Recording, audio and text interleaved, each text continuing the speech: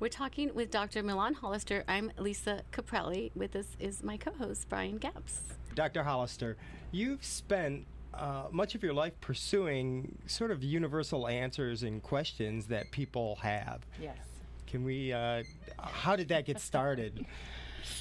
The PG version is a tumultuous upbringing, which I think puts a lot of people on the path. I don't think I'm exclusive to that. I just took it a bit further and traveled the world and studied probably every religious dogma, every book. I have more degrees than probably one person needs and a lot of student debt to show for that. But in that pursuit, I came up with some very basic things that kind of the underpinning of everything, and that were the 5 core values. Can you tell us what they are? They are love, truth, peace, right conduct, and nonviolence. The book is Back to the Basics, 5 Core Values Revitalized. Yes, so there's that. My book will give you more detail about that, but what I came to find out in my 7 years of travel is that no matter where you go, no matter who you are, no matter what you're trying to learn, these 5 values put into practice will make your life so much easier. And we can find that information on your website, milanhollister.com, MILANHOLLISTER.com. Just like California or the clothing company, yes, not to put a plug in for anybody.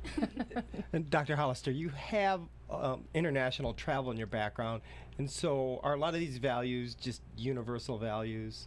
They're completely universal values. If you look at any religious dogma, I mean, just even the basis of the 10 Commandments, this is what all religions teach. All religions.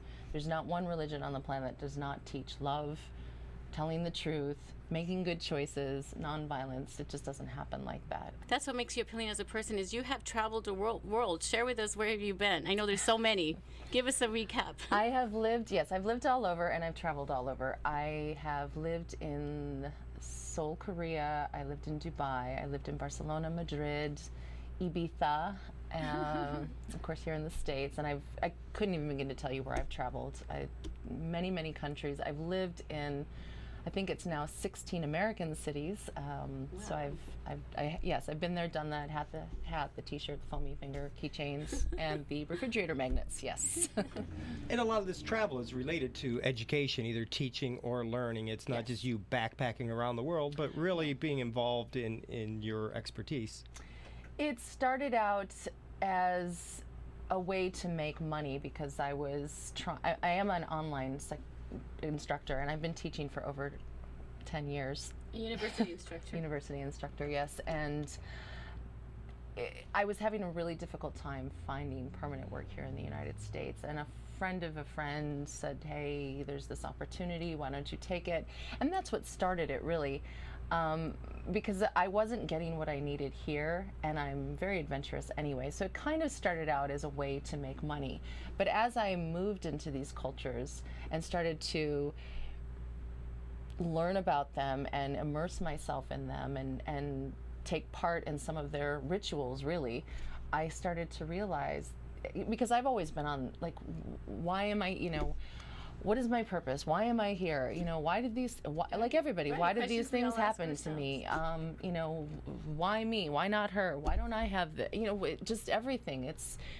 I've always been a very questioning person about why life happens and so on and so forth. So as I was moving around the world, I just had this opportunity to kind of dig into all of these different cultures, and the seed of all of it was the same. I mean, it was always the same. So it didn't matter if it was Buddhism or Muslim or Catholic or it was all the same.